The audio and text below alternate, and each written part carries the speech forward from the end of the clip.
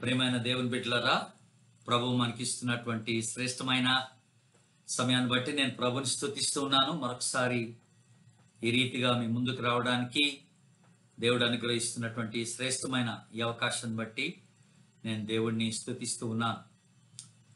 మనందరికీ బాగా తెలిసినట్టుగా యేసు ప్రభుకి 12 మంది శిష్యులు ఉన్నారు.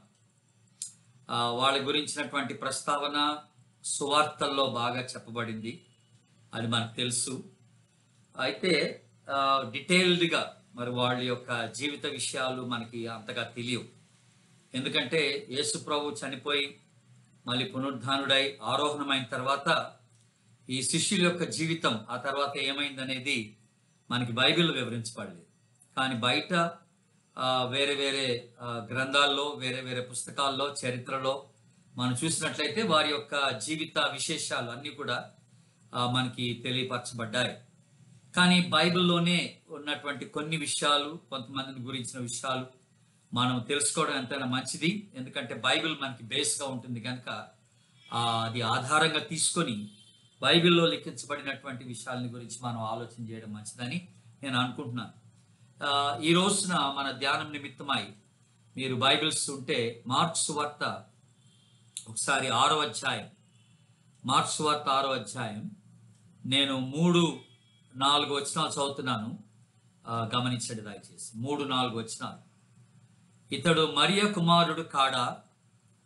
ఇతడు యాకోబు, యోసే, యూదా, సీమోను అని వారి సహోదరుడగు వడ్లవాడు కాడా? ఇతని సోదరీమణులందరూ మనతోనున్నారు కారా అని చెప్పుకొనుచు ఆయన విషయమై అభ్యంతరపడిరి. అందుకు యేసు, ప్రవక్త తన దేశంలోను, తన బంధువుల్లోను, తన ఇంటి వారిలోను తప్ప మరి ఎక్కడను మహిమ ఘనహీనుడు కాడని చెప్పాను. మంచి మాట ఇది. ఇక్కడ ఎవరి గురించిన ప్రస్తావన అంటే బేసిక్గా యేసు ప్రభు యొక్క సహోదరులు, సహోదరీలు అంటే ఆయన కుటుంబ సభ్యుల గురించినటువంటి ప్రస్తావన ఇక్కడ జరిగింది. ఆ కుటుంబ సభ్యుల్లో ఒక వ్యక్తిని గురించినటువంటి మాట ఇక్కడ రాయబడింది. ఆ వ్యక్తిని ఈ రోజున మీకు పరిచయం చేయాలని నేను ఇష్టపడుతున్నాను. ఇక్కడ రాయబడిన మాట ఏంటంటే, ఇతడు యాకోబు, యోసే, యూదా, సీమోను అని వారి సహోదరుడగు వడ్లవాడు కాడా అని. అంటే యాకోబు సహోదరుడగు మరి యాకోబు సహోదరుడు అంటే యేసు ప్రభు కదా, ఆయన వడ్లవాడు, మరి అతనే కదా అని మాట్లాడుతున్నారు ఇక్కడ. సో యేసు ప్రభుని గురించి మాట్లాడుతూ చెప్పబడిన మాట ఏంటంటే, ఇతడు కుటుంబ సభ్యుల్లో బయలాజికల్గా పుట్టినటువంటి వాళ్ళలో మొదటివాడు యాకోబు అయితే, ఆధ్యాత్మికంగా పుట్టినటువంటి వాళ్ళలో యోసేపు, మరియమ్మలకు మరి ఇతడు పెద్దవాడు, యేసు ప్రభు పెద్దవాడు అని మనకు జ్ఞాపకం చేయబడు. పరిశుద్ధాత్మ ద్వారా జన్మించినటువంటి వాడు యేసు ప్రభు. మరి పురుషుని యొక్క కలయిక లేకుండా పుట్టినటువంటి వాడు యేసు ప్రభు పరిశుద్ధాత్మ ద్వారా. కనుక అతడు బయలాజికల్ బర్త్ అని మనం చెప్పాం, అది హోలీ స్పిరిట్ బర్త్ అన్నమాట, పరిశుద్ధాత్మ ద్వారా కలిగిన జన్మం అది. మరి బయలాజికల్గా అంటే సాధారణంగా, సామాన్యంగా భార్యాభర్తలకు పుట్టినటువంటి వాళ్ళు మిగతా సహోదరులు ఉన్నట్టుగా మనం చూస్తున్నాం. వాళ్ళందరూ యేసు ప్రభు కంటే చిన్నవాడు. సో వాళ్ళల్లో మొదటిగా పుట్టినవాడు ఎవరంటే యాకోబు అనమాట.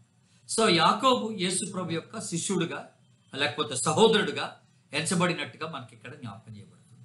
యాకోబు యేసు ప్రభుకి సహోదరుడిగా ఎంచబడినట్టుగా జ్ఞాపకం. ఆ తర్వాత మనం యేసు ప్రభు యొక్క లైఫ్ ఒకసారి మనం జాగ్రత్తగా గమనిస్తే దేవుని బిడ్డలారా, 33.5 సంవత్సరాలు ఈ భూమి మీద యేసు ప్రభు బతికారు.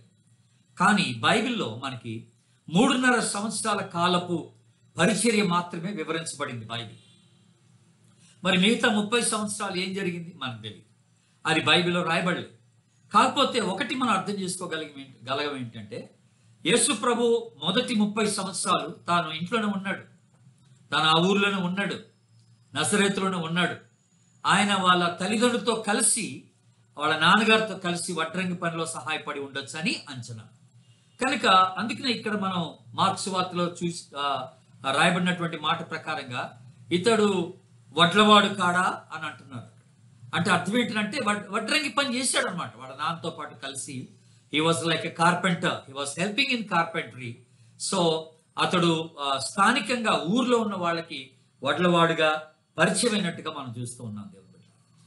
ఆశ్చర్యం ఏంటంటే దాదాపుగా ఒక 30 సంవత్సరాలు యేసు ప్రభు తన ఇంట్లోనే ఉన్నాడు. బయటకు వెళ్లకుండా, పరిచర్య చేయకుండా, మరి ఫుల్ టైం మినిస్ట్రీలో పాల్గొనకుండా ఇంట్లోనే ఉండిపోయాడు.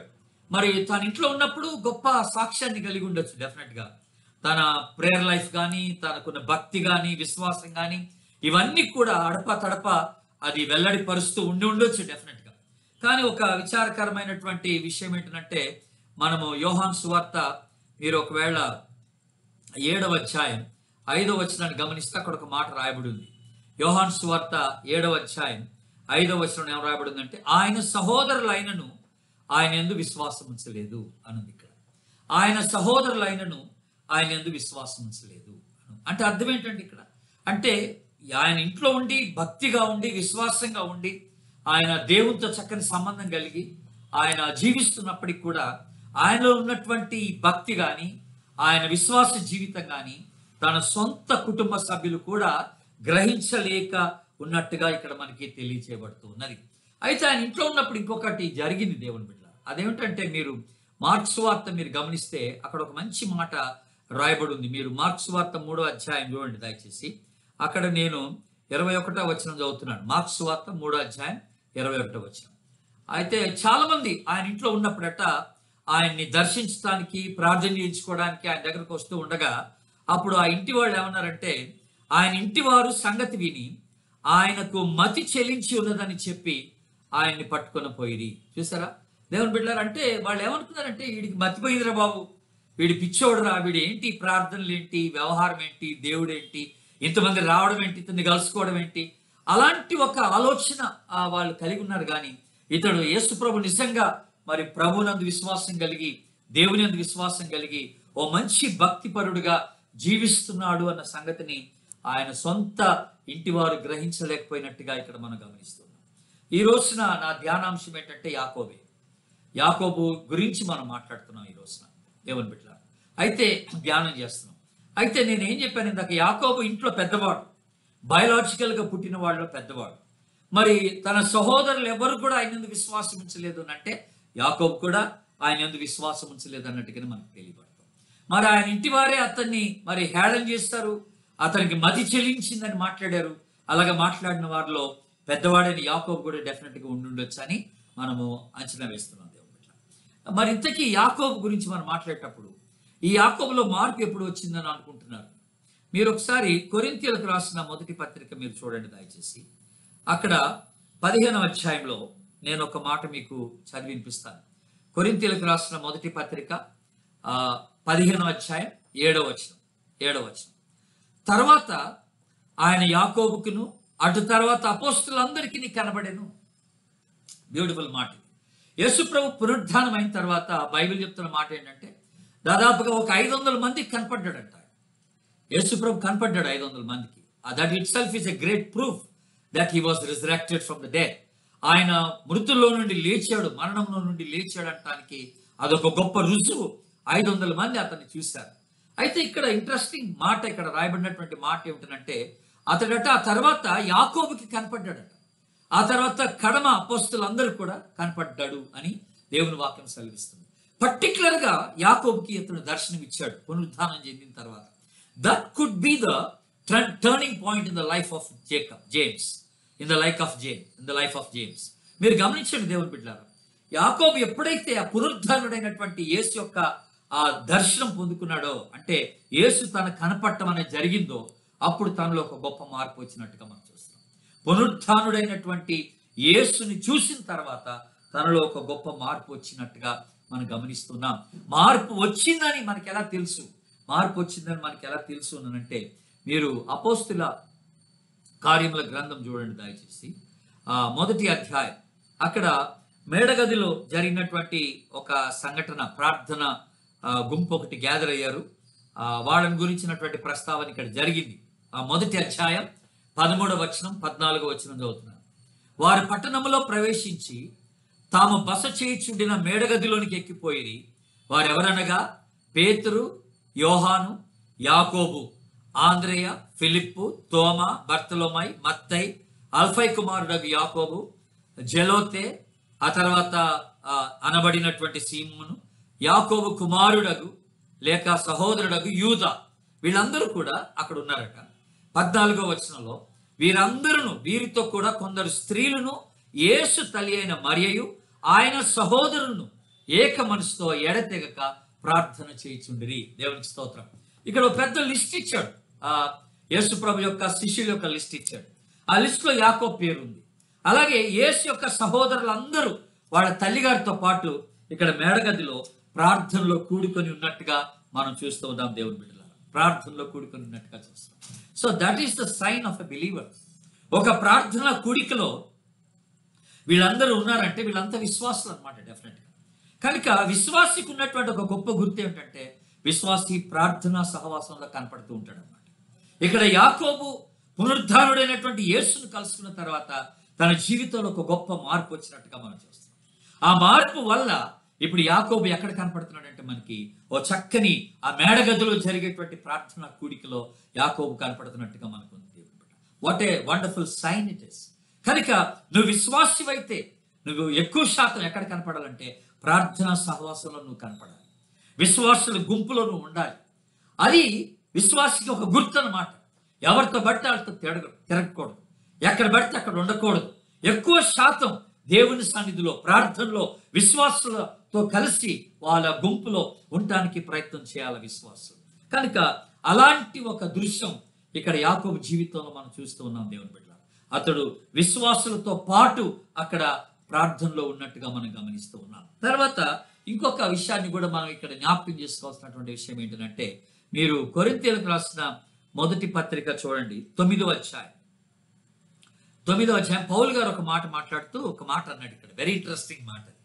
అది 5వ వచనం చదువుతున్నాను, గమనించండి. 9వ అధ్యాయం 5వ వచనం. తక్కిన అపోస్తుల వలెను ప్రభు యొక్క సహోదరుల వలెను, ఎవరట? ప్రభు యొక్క సహోదరులు అన్నాడు. కేఫా వలెను విశ్వాసురాలైన భార్యను వెంట పెట్టుకొని తిరుగుటకు మాకు అధికారం లేదా అంటున్నాడు. అంటే ఇక్కడ పౌలు గారు ఏమని మాట్లాడుతున్నాడంటే ఆయన ఒక విషయాన్ని ఇక్కడ జ్ఞాపకం చేస్తున్నాడు. ఏంటంటే అపోస్తులందరూ కూడా విశ్వాసులైనటువంటి భార్యల్ని వెంటేసుకొని తిరుగుతున్నారు.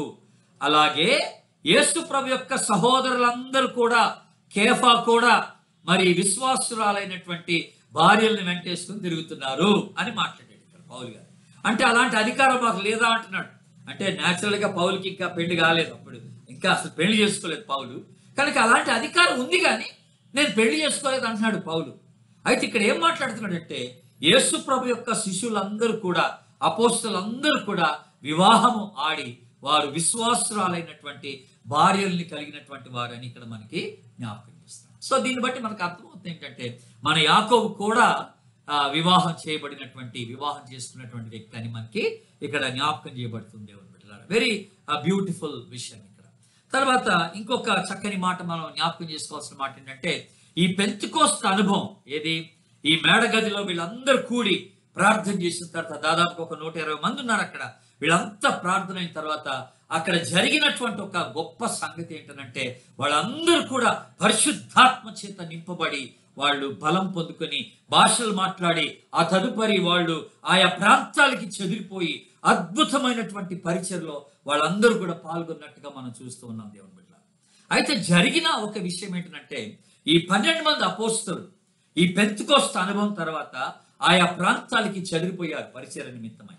దేవుడు వారిలో పెట్టిన భారం కొద్దీ వాళ్ళు పరిశుద్ధాత్మ చేత నింపబడిన వారుగా వారు చెదరిపోయి వాడి పరిచర్యలో పాల్గొన్నట్టుగా మనం చూస్తూ ఉన్నాం. అయితే యాకోబు ఒక్కడే అతడు యెరూషలేములో ఉండిపోయాడు. దేవుని బిడ్డల మరి యాకోబు యెరూషలేములో ఉండి ఏం చేస్తున్నాడంటే యెరూషలేము సంఘానికి అతడు కాపరిగా అతడు నియమించబడ్డట్టుగా మనకి జ్ఞాపకం చేయబడతాం. యెరూషలేము సంఘానికి అతడు కాపరిగా నియమించబడ్డాడు. దేవుని బిడ్డ, that's a great privilege, opportunity, ఒక ఆధిక్యత అని చెప్పొచ్చు మనం యెరూషలేము సంఘానికి కాపరిగా ఉండడం. ఎందుకంటే యెరూషలేము చాలా పెద్ద సంఘం. అలాంటి ఒక గొప్ప పేరు ప్రతిష్ట కలిగినటువంటి సంఘానికి పాస్టర్గా ఉండడం అంటే ఇది సామాన్యమైన విషయం కాదు. దేవుని బిడ్డ కనుక పాస్టర్గా పనిచేయడం మొదలెట్టాడు. అక్కడే ఉండి ఆ సంఘాన్ని చక్కగా నడిపించడం మొదలుపెట్టాడు. దేవుని బిడ్డ ఒక 5 సంవత్సరాల తర్వాత పెంతెకోస్తు అయిపోయిన తర్వాత ఒక 5 సంవత్సరాల తర్వాత మీరు పౌలు ఏం చేస్తాడంటే అక్కడ యెరూషలేంకి వస్తాడు. పౌలు యెరూషలేంకి వచ్చినప్పుడు ఆయన చేసిన పని ఏంటో మీకు జ్ఞాపకం చేస్తాను. చూడండి, గలతీయులకు రాసిన పత్రిక మీరు మొదటి అధ్యాయం 18-19 వచనాలు చదువుతున్నాను, గమనించండి. 18-19 వచనాలు. అటుపైని 3 సంవత్సరాల తర్వాత కేఫాను పరిచయం చేసుకుని వాళ్ళని యెరూషలేంకు వచ్చి అతనితో కూడా 15 దినములుంటిని. అతన్ని తప్ప అపోస్తలులో మరి ఎవరిని నేను చూడలేదు, గాని ప్రభు యొక్క సహోదరుడైన యాకోబుని మాత్రము నేను చూచితిని. దేవుని బిడ్డలారా, యేసు ప్రభు ఇక్కడ మనకి జ్ఞాపకం చేయబడుతున్న మాట ఏంటంటే, పౌలు ఆ దమస్కు మార్గంలో యేసు ప్రభు ద్వారా దర్శనం పొందుకున్న తర్వాత, సౌలుగా ఉండిన పౌలుగా మారిన తర్వాత అతడు వెంటనే పరిచయంలో ఇన్వాల్వ్ కాలేదు. దేవుడు అతన్ని అరేబియా డెజర్ట్ లోకి తీసుకుని వెళ్ళాడు, అక్కడ ఉన్నటువంటి ఎడారిలోకి. అక్కడ ఒక 3 సంవత్సరాలు పెట్టాడు. మొత్తం మీద ఒక 5 సంవత్సరాలు ముగించబడిన తర్వాత ఇప్పుడు మళ్ళీ యెరూషలేంకి వస్తున్నాడు పౌలు. యెరూషలేంకి వచ్చిన తర్వాత ఇక్కడ ఎవరిని కలిశాడని రాయబడి ఉందనంటే, కేఫాను పరిచయం చేసుకున్నాడట. ఆ తర్వాత అక్కడ ఆయన దగ్గర ఒక 15 దినాలు ఉన్నాడంట. ఆ తర్వాత ఇంకెవరిని నేను కలవలేదు, కానీ ఆ తర్వాత మాట ఏంటంటే, ప్రభువు సహోదరుడైన యాకోబుని మాత్రం నేను చూచితిని అన్నాడు. So it's very important thing. పౌలు యెరూషలేంకి వచ్చినప్పుడు ఎవరిని కలుసుకున్నాడంటే, పర్టికులర్ గా ఆ యెరూషలేం సంఘానికి వెళ్ళి యాకోబుని అక్కడ కలిసినట్టుగా దేవుని వాక్యం సెలవిస్తూ ఉంది. దేవుని బిడ్డలారా, ఎందుకంటే యాకోబుకు ఒక ప్రాముఖ్యత, ఒక గుర్తింపు ఉండినట్టుగా ఆ దినాల్లో మనం చూస్తూ ఉన్నాం. ఎవరైనా సరే యెరూషలేంకి అంటూ వచ్చారంటే ఆ పెద్ద సంఘాన్ని దర్శించక తప్పదు. అంత పెద్ద సంఘానికి సీనియర్ పాస్టర్ గా ఉంటున్నటువంటి యాకోబుని కూడా కలవకుండా ఎవరు వెళ్ళరు. కనుక పౌలు కూడా యెరూషలేంకి వచ్చినప్పుడు యాకోబుని కలిసి వెళ్ళినట్టుగా మనం చూస్తూ ఉన్నాం. దేవుని బిడ్డ, కనుక దట్స్ గ్రేట్ థింగ్. ఇప్పుడు ఇంకొకటి మనం గుర్తుపెట్టుకోవాల్సింది ఏంటంటే, అపోస్తుల కార్యం 12వ అధ్యాయం మీరు చూడండి దయచేసి. అపోస్తుల కార్యం 12వ అధ్యాయంలో ఇంకొక చక్కని మాట అక్కడ మీకు జ్ఞాపకం చేస్తాను. 12వ అధ్యాయం నేను 17వ వచనం చదువుతున్నాను, గమనించండి. 17వ వచనం చదువుతున్నాను. అతడు ఊరకుండుడని వారికి సైగ చేసి, ప్రభు తను చెరసాల నుండి ఎలాగూ తీసుకొని వచ్చినో వారికి వివరించి, యాకోబుకును సహోదరులకును ఈ సంగతి తెలియచేయడని చెప్పి బయలుదేరి వేరొక చోటికి వెళ్ళెను. ఇక్కడ ఎవరి గురించిన ప్రస్తావన అంటే, ఇక్కడ పేతురు గురించిన ప్రస్తావన మనం చూస్తాం. దేవుని బిడ్డల, పేతురుకి ఏం జరిగిందంటే, ఇక్కడ ఆయన చెరసాల్లో వేయబడ్డాడు సువార్త నిమిత్తమై. ఆ తర్వాత అద్భుతంగా ఆ సంఘమంతా ప్రార్థిస్తూ ఉండగా దేవదూత ద్వారా ఆ చెరసాల్లో నుంచి విముక్తి పొందుకున్నాడు, విడుదల పొందుకొని యెరూషలేంలో ఆయన మొట్టమొదటిగా చేసిన పని ఏంటంటే, వారికట ఆయన ఏ గృహంలోకి అయితే వెళ్ళాడో, ఏ కుటుంబంలోకి అయితే వెళ్ళాడో వాళ్ళకి ఆ జరిగిన విషయాలన్నీ కూడా తెలియచేసి, ఆ తర్వాత వాళ్ళతో ఒక మాట అన్నాడు. ఏమన్నాడంటే, యాకోబుకును సహోదరులకును ఈ సంగతి తెలియచేయడని చెప్పి బయలుదేరి వేరొక చోటకి వెళ్ళను. ఆయన పేతురు కూడా ఒక విషయాన్ని ఖచ్చితంగా అక్కడ చెప్తున్నాడు. అదేంటంటే, ఇదిగో ఈ సంగతి నేను విడుదల పొందానన్న సంగతి మీరు యాకోబుకి చెప్పండి అని అంటున్నాడు. దేవుని బిడ్డలారా, యాకోబుకి చాలా చాలా ప్రాముఖ్యత దైవజనులు ఆయనకి ఇచ్చినట్టుగా ఇక్కడ మనకి జ్ఞాపకం చేయబడుతూ ఉన్నది. దేవుని బిడ్డ, ఇంకో విషయం చెప్పమంటారా? యాకోబు యెరూషలేంలో మీరు అపోస్తల కార్యం 15వ అధ్యాయం చదివితే, యాకోబు యెరూషలేంలో ఆయన ఎలాంటి ఒక హోదా ఆయన కలిగి ఉన్నాడంటే, యెరూషలేం కౌన్సిల్ కి ఆయన ప్రెసిడెంట్ గా పనిచేశాడు. దేవుని బిడ్డలారా, యెరూషలేం కౌన్సిల్ అంటే మామూలు కాదు. అది మొట్టమొదటిసారిగా ఆ యెరూషలేం కౌన్సిల్ ఎప్పుడు జరిగిందంటే, క్రీస్తు శకము 50వ సంవత్సరంలో జరిగింది కౌన్సిల్ మీటింగ్. ఎన్ని రోజులు జరుగుతుంది తెలుసా అండి? ఈరోజు మన యొక్క డయాసిస్ మీటింగ్లు కానీ, సినాడ్ మీటింగ్స్ కానీ ఒకవేళ 3 రోజులు, వారం రోజులు జరుగుతాయేమో, కానీ కౌన్సిల్ మీటింగ్ 3 నెలలు జరుగుతుంది కంటిన్యూస్. 3 నెలలు అన్నమాట. అంటే చాలా కీలకమైనటువంటి విషయాలు అక్కడ నిర్ణయం తీసుకుంటారన్నమాట కౌన్సిల్ మీటింగ్. అలాంటి ఒక పెద్ద కౌన్సిల్ కి అతడు ప్రెసిడెంట్ గా మరి యాకోబు నియమితుడైనట్టుగా మనం చూస్తున్నాం. అపోస్తల కార్యం 15వ అధ్యాయం అంతా చదవండి. ఆ కౌన్సిల్ మీటింగ్ గురించినటువంటి ప్రస్తావన అక్కడ జరుగుతుంటట్టుగా మనం చూస్తూ ఉన్నాం. దేవుని బిడ్డ, అంటే అక్కడ ఒక చాలా ప్రాముఖ్యమైనటువంటి సంగతులు అక్కడ నిర్ణయాలు తీసుకుంటారన్నమాట.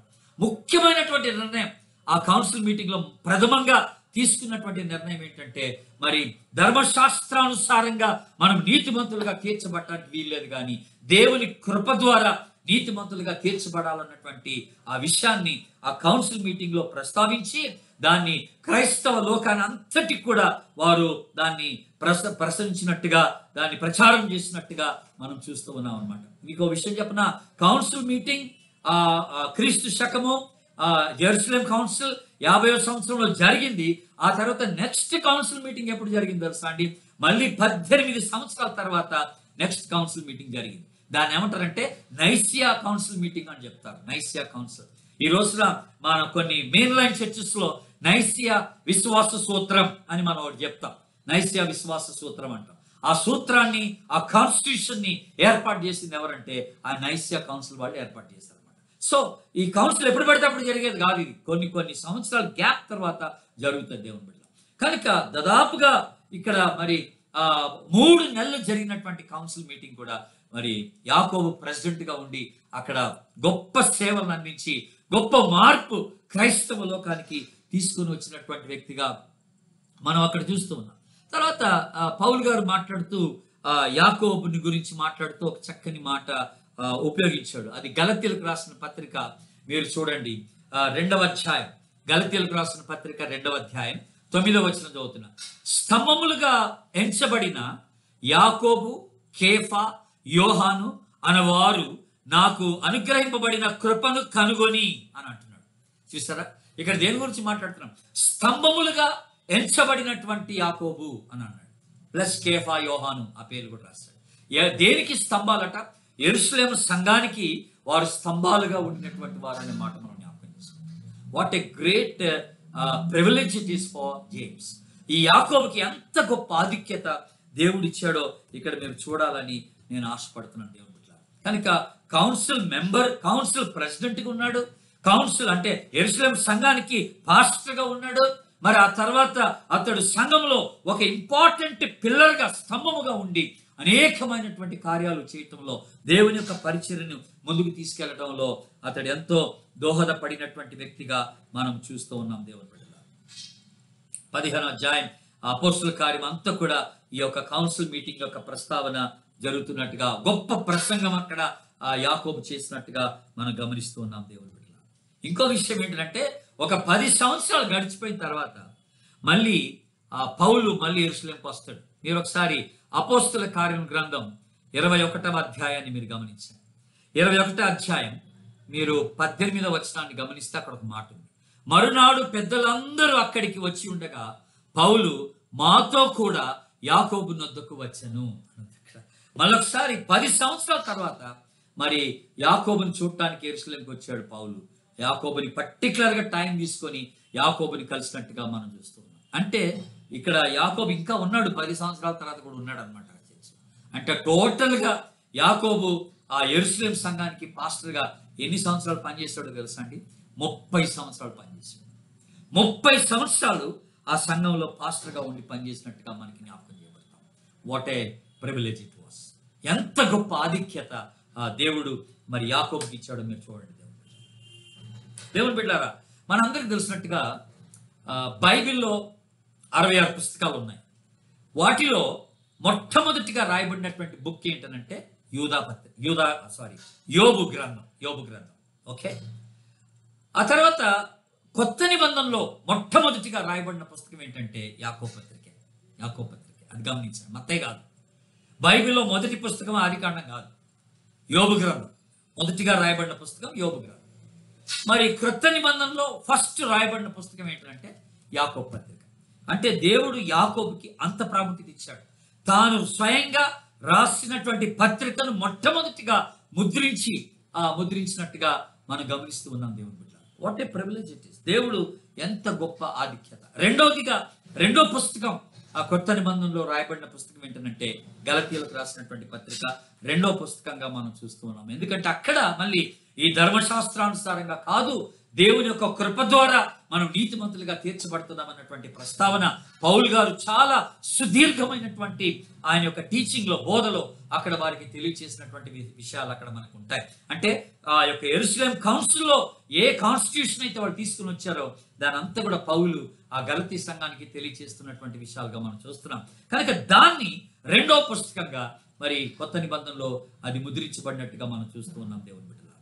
కనుక ఇక్కడ ఒక గొప్ప ఒక మాట, ఒక సవాలు, మనకి ఒక సవాల్తో కూడిన విషయం ఏంటంటే, ఒక వ్యక్తి ఇంత ఉన్నతంగా మరి దేవుని యొక్క పరిచర్యలో దేవుని చేత ఘనత పొందుకొని ఉన్నతంగా రాణించడానికి గల కారణం ఏంటంటే, దానికి రెండు బలమైనటువంటి కారణాలు మనం గమనించవచ్చు. అదేంటంటే, ఒకటి పిలుపు విషయంలో స్థిరంగా ఉండవలసినటువంటి వారమైన, మనకి దేవుడు అనుగ్రహించినటువంటి పిలుపులో స్థిరంగా ఉండవలసినటువంటి వారమైన. రెండోది, దేవుడు మనకు అనుగ్రహించినటువంటి పరిచర్యలో మనం నమ్మకంగా ముందుకు సాగవలసినటువంటి వారమైన జ్ఞాపకం చేయబడింది. కనుక పిలుపులో స్థిరత్వం, పరిచర్యలో నమ్మకత్వం, ఈ రెండు ఉన్నప్పుడు ఒక వ్యక్తిని దేవుడు ఎంత ఉన్నతంగా తీసుకురాగలడో అంత ఉన్నతంగా తీసుకొని వస్తాడని ఇక్కడ మనకి జ్ఞాపకం చేయబడుతున్నటువంటి మాట దేవుడు. కనుక ఇది మనకు ఒక సవాలుగా ఈ రోజున ఉండాలని నేను మీకు జ్ఞాపకం చేస్తున్నాను. నువ్వు దేవుడు ఇచ్చినటువంటి పిలుపులో స్థిరంగా ఉంటున్నావా? లేకపోతే ఏదో సమస్యలు రాగానే, ఏదో కష్టాలు రాగానే, ఇబ్బందులు రాగానే, శోధనలు రాగానే, ఒక అవమానం రాగానే, నాకు ఈ పరిచయం వద్దు, నాకు ఈ సేవ వద్దు, నాకు ఈ విశ్వాస జీవితం వద్దని చెప్పేసి వదిలేసుకొని వెళ్ళిపోయేటువంటి వారంగా మనం ఉంటున్నామా? లేకపోతే స్థిరమైన రీతిలో ప్రభుని మహింపరుస్తూ, ప్రభు వైపు చూస్తూ, విశ్వాసంలో స్థిరంగా నాటబడి మనం ముందుకు సాగడానికి ప్రయత్నం చేస్తున్నామని మనము ఒకసారి ప్రశ్నించుకోవటం ఎంతైనా మంచిది. ఇప్పుడు నేను ఒక ఇంట్రడక్షన్గా, ఉపోద్ఘాతంగా నేను ఈ విషయాలన్నీ కూడా యాకోబుని గురించిన విషయాలు మీకు జ్ఞాపకం చేశాను. యాకోబు యేసుప్రభు యొక్క సహోదరుడని, బయోలాజికల్గా పుట్టినటువంటి వాళ్ళల్లో ఇంట్లో పెద్దవాడని, అయితే అతను కూడా ప్రభునందు విశ్వాసం ఉంచలేదు, కానీ పునరుత్థానుడైనటువంటి యేసుప్రభు కలిసిన తర్వాత ప్రభుని నమ్ముకున్నాడని, ఆ తర్వాత ప్రార్థనా గుంపులో చేరాడని, యెరూషలేం సంఘానికి పాస్టర్గా ఉన్నాడని, ఆ కౌన్సిల్కి ప్రెసిడెంట్గా పనిచేశాడని, అధ్యక్షుడిగా ఉండి, ఆ తర్వాత అతడు సంఘంలో ఒక స్తంభముగా ఉన్నాడని, ఇలాగా ఇంత గొప్పగా ప్రభు హెచ్చించినట్టుగా యాకోబుని నేను మీకు ఈ వివరాలన్నీ కూడా మీకు జ్ఞాపకం చేయడం జరిగింది. అయితే మనం యాకోబు యొక్క లైఫ్ గురించి మనం ఆలోచన చేస్తున్నప్పుడు ఒక 4 ప్రాముఖ్యమైనటువంటి విషయాలు యాకోబు జీవితాన్ని గురించి మనం నేర్చుకోవాల్సినటువంటి విషయాలు ఉన్నాయని నేను మీకు జ్ఞాపకం చేస్తున్నాను. అవేంటో చూద్దాం. 4 విషయాలు.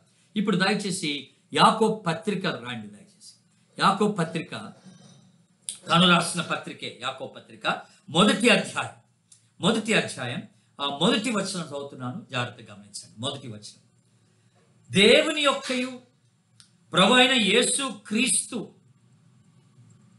అభిషక్తుడు, క్రీస్తు యొక్కయు దాసుడైన యాకోబు అన్య దేశములందు చెదరి ఉన్న 12 గోత్రముల వారికి శుభమని చెప్పి రాయినది. మళ్ళొకసారి చదువుతున్నాను. దేవుని యొక్కయు ప్రభు అయిన యేసు క్రీస్తు యొక్కయు దాసుడైన యాకోబు అన్య దేశముల యందు చెదరి ఉన్న 12 గోత్రముల వారికి శుభమని చెప్పి రాయినది. యాకోబు తన పత్రికను రాస్తూ మొట్టమొదటి మాట తన యొక్క పరిచయాన్ని అక్కడ చేస్తున్నట్టుగా మనం గమనిస్తున్నాం.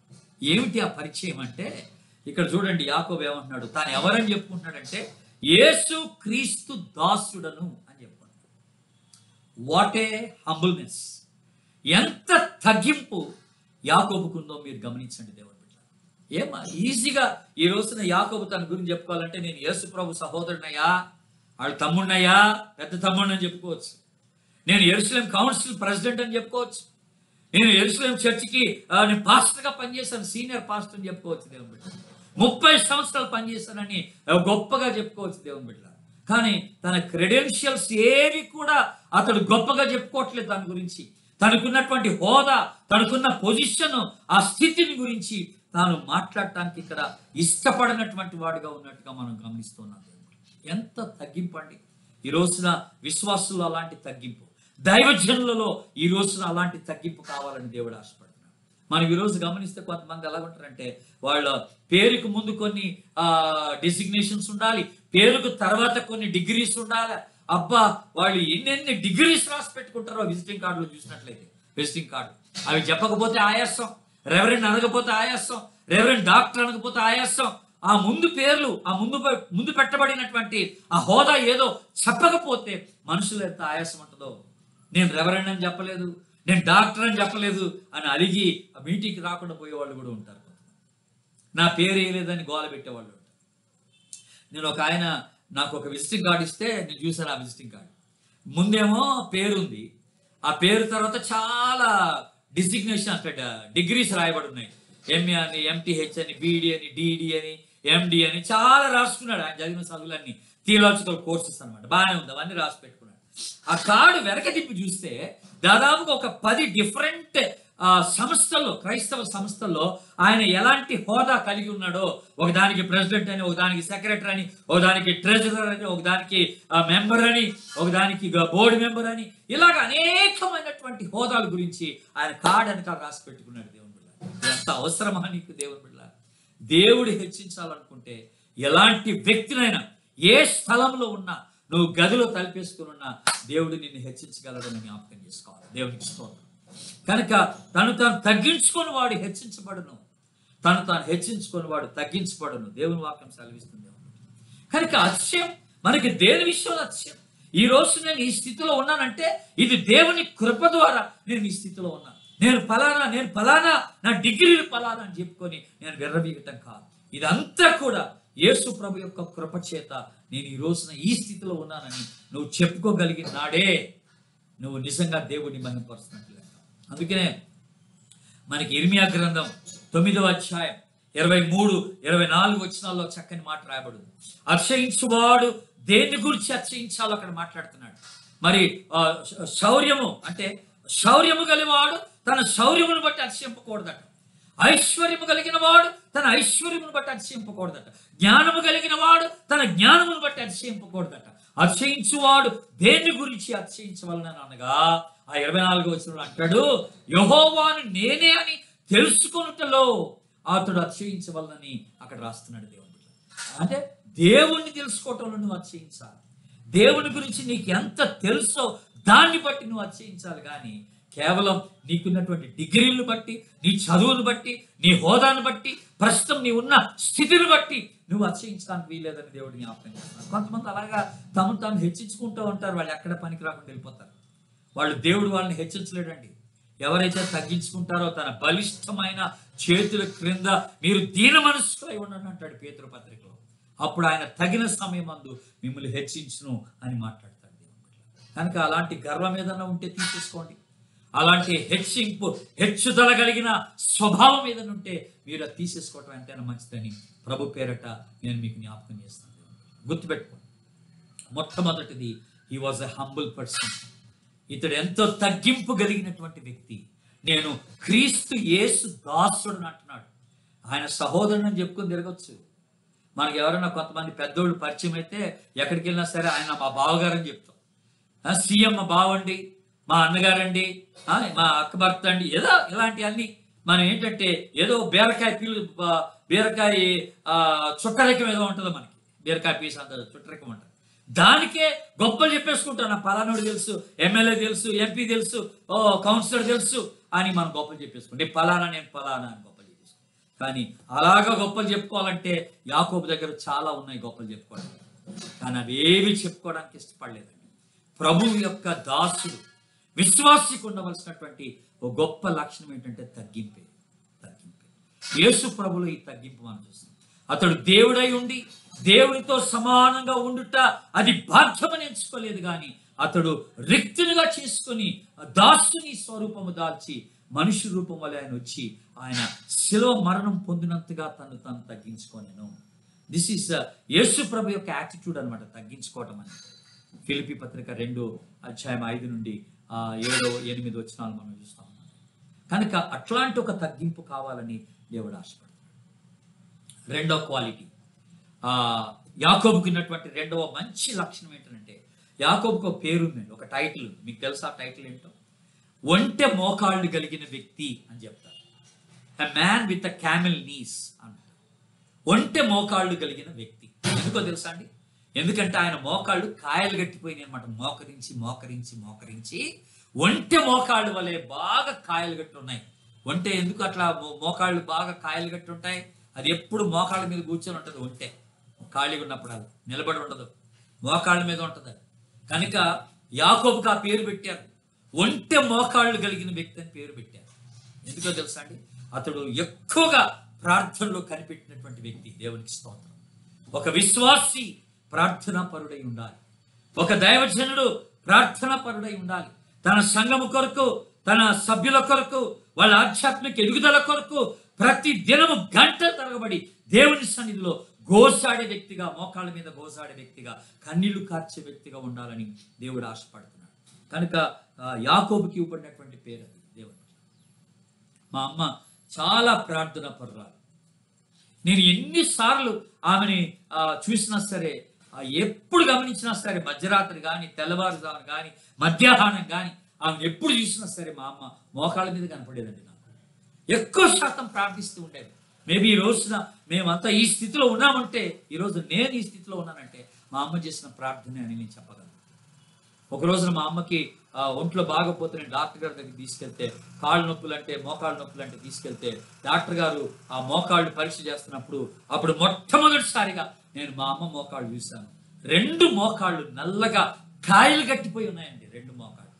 అప్పుడు నాకు అర్థమైంది ఆమె ప్రార్థన జీవితం ఎంత గొప్పదో నాకు అర్థమైంది. ఎంతగా మోకరించి మా కుటుంబాన్ని గురించి ఆమె ప్రార్థన చేసిందో నాకు అర్థమైంది.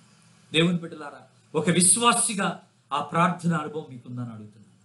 దైవజనులారా, పాస్టర్స్ లేకపోతే ఇవాంజలిస్టులారా, మీకు ప్రశ్న వేస్తున్నా. మీ పరిచర్య మరి శక్తివంతమైనటువంటి పరిచర్యగా ఉండాలంటే మీరు ప్రార్థనా పరులై ఉండాలని దేవుడు మీకు జ్ఞాపకం చేస్తున్నాడు. మనందరిలో ఆ ప్రార్థన భారం ఉండాలని దేవుడు కోరుకుంటూ ఉన్నాడు. దేవుడు మరి అట్టి కృప పరిశుద్ధాత్మ దేవుడు మనకు దయచేయాలని మనం ప్రార్థన చేయాలి. మూడవదిగా యాకోబుని గురించి మనం తెలుసుకోవాల్సింది. మొట్టమొదటిగా ఆయన ఎంతో తగ్గింపు కలిగిన వ్యక్తి అని చెప్పారు. రెండోది ప్రార్థనా పరుడు అని చెప్పారు. మూడోది యాకోబు ఎవరంటే ఒక మంచి ప్రేమ కలిగినటువంటి పాస్టర్ అండి. సమర్పణ కలిగినటువంటి ఒక పాస్టర్ అన్నమాట యాకోబు. నేను చెప్పాను, యెరూషలేం సంఘానికి పాస్టర్గా పనిచేశాడు. ఎన్ని సంవత్సరాలు పనిచేశాడండి? 30 సంవత్సరాలు పనిచేశాడు. గుర్తుపెట్టుకోండి. ఒక చర్చ్లో ఒక పాస్టర్ గారు 30 సంవత్సరాలు ఉండగలడా? అతడు ఉండటానికి ఇష్టపడ్డా, సంఘం ఉంచుకోవడానికి ఇష్టపడదు.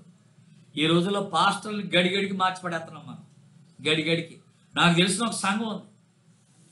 ఆ సంఘంలో క్రొత్తగా పాస్టర్ గారిని అపాయింట్ చేసుకుంటే ఆయనకి అపాయింట్మెంట్ లెటర్లు ఏమని రాస్తారంటే, మీ అపాయింట్మెంట్ 11 నెలలకే అని రాస్తారు. ఏదో హౌస్ రెంట్ అగ్రిమెంట్ లాగా. 11 నెలల తర్వాత మళ్ళీ మేము పరీక్ష చేస్తాం, రెన్యూ చేస్తాం, మీరు ఉండాలా లేదా అనేది అప్పుడు మేము తేలుస్తామని చెప్తారన్నమాట. 11 నెలల్లో పాస్టర్ సంఘంలో ఏమైనా పరిచయం చేయగలడండి? ఆధ్యాత్మికంగా సంఘాన్ని పెంపొందింప చేయగలడండి? అట్లా ఉంది ఈ రోజుల్లో. కానీ ఇక్కడ మనం యాకోబు చూసినట్టయితే 30 సంవత్సరాలు పాస్టర్గా అక్కడ జీవించాడు. దేవుని బిడ్డలారా, ఎన్ని సుదీర్ఘమైనటువంటి సంవత్సరాలు అక్కడ ఉన్నాడో మనం చెప్పలేం. 2 విషయాలు చేశాడు ఆయన. యూదా మత ఆచారాల నుండి, జూడయిజం అంటాం మనం, యూదా మత ఆచారాల నుండి ఆ విశ్వాసాన్ని విడిపించినట్టుగా మనం చూస్తాం. ఆ తర్వాత పరిశుద్ధమైనటువంటి సిద్ధాంతాలు పాటించాలని ఆయన ఎంతో ప్రయాసపడినటువంటి వ్యక్తిగా మనం చూస్తాం. హోలీ డాక్ట్రిన్స్ అంటాం మనం. పరిశుద్ధమైనటువంటి సిద్ధాంతాల్ని పాటించడానికి అతడు ఎంతో ప్రయాసపడినటువంటి వాడిగా మనం చూస్తాం. ఈరోజు నేను అడిగే ప్రశ్న ఏంటంటే, నువ్వు ఒక పాస్టర్ అయితే, నువ్వు దైవజనుడు అయితే, నువ్వు ఇవాంజలిస్ట్ అయితే, నువ్వు దేని కొరకు పోరాడుతున్నావు? నీ విశ్వాసులు ఏం అవ్వాలని నువ్వు ఆశపడుతున్నావు అని అడుగుతున్నావు.